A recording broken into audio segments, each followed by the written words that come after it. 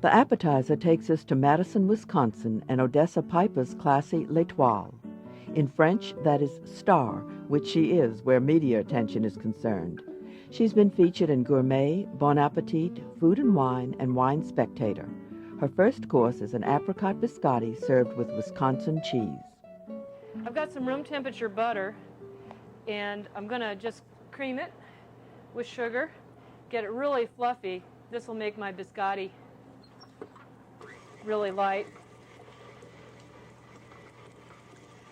I use a low water content butter, European style butter for baking. I highly recommend it. As the butter's softening, I'm just going to add that sugar gradually and lighten it up. I'm going for really, really fluffy butter. I like a biscotti that's very, very delicate. 5 eggs are added, one at a time.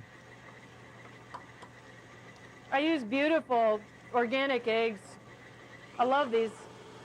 They've got a deep, rich yolk. Chickens are really healthy, and you can really see it in the egg. The shells are really firm. I'm just going to work these eggs in one at a time and just go for really, really fluffy batter.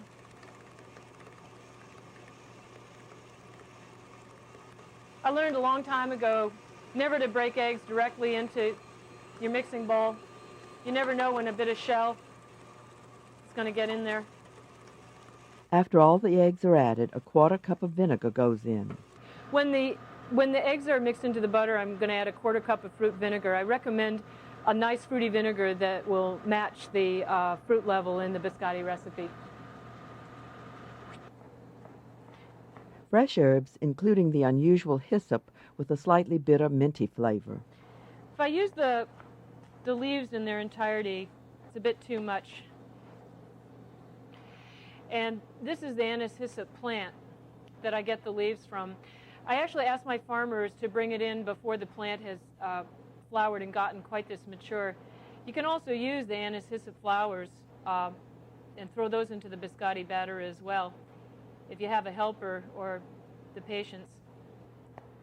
Apricots, which were soaked in a Riesling wine the day before, are sliced into fairly large pieces.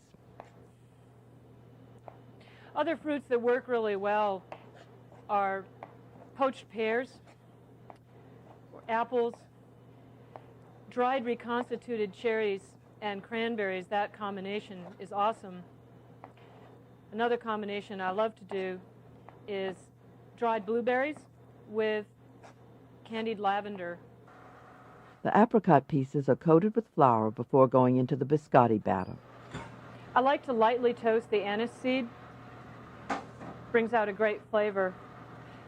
Also, a little bit of pre-toast on the nuts. With my pistachio nuts, I take great effort to toast them up to get the raw flavor out, but I really like to have that beautiful green color. I find toasting at about 325 degrees is best. You can get the raw flavor cooked out, but you can still keep your color. As regards leavening, I don't care for the taste of baking powder. I'm sensitive to it. I think a lot of people are. We don't like that aluminum flavor. So I also use a fair amount of baking soda. I'm actually going to add the flour pretty quickly and mix it till it's just incorporated. I've added twice, and you can see it's just barely incorporated. And now I'm going to add the balance.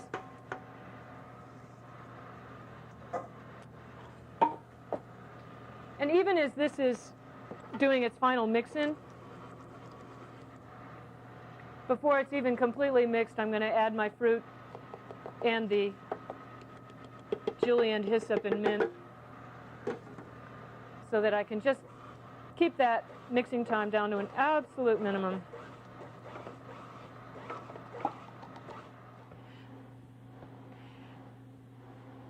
This dough is supposed to be kind of wet, moist, but in order to shape it, I'm using the flour on this surface to help me.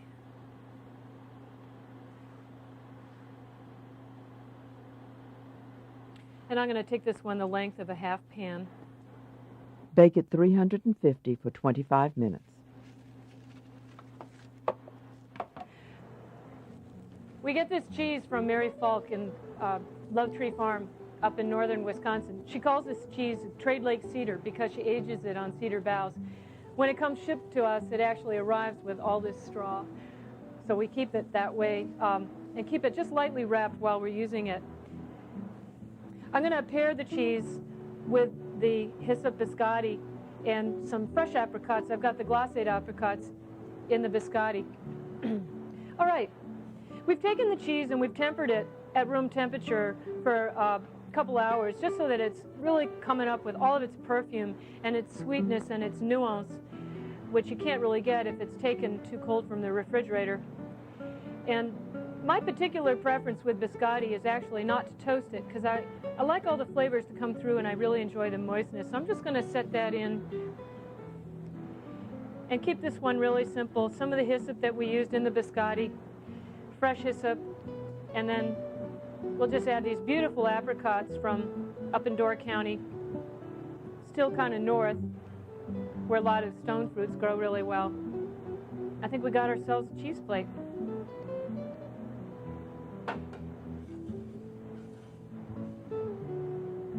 Trade Lake Cedar, Door County apricots, and anise hyssop and apricot biscotti.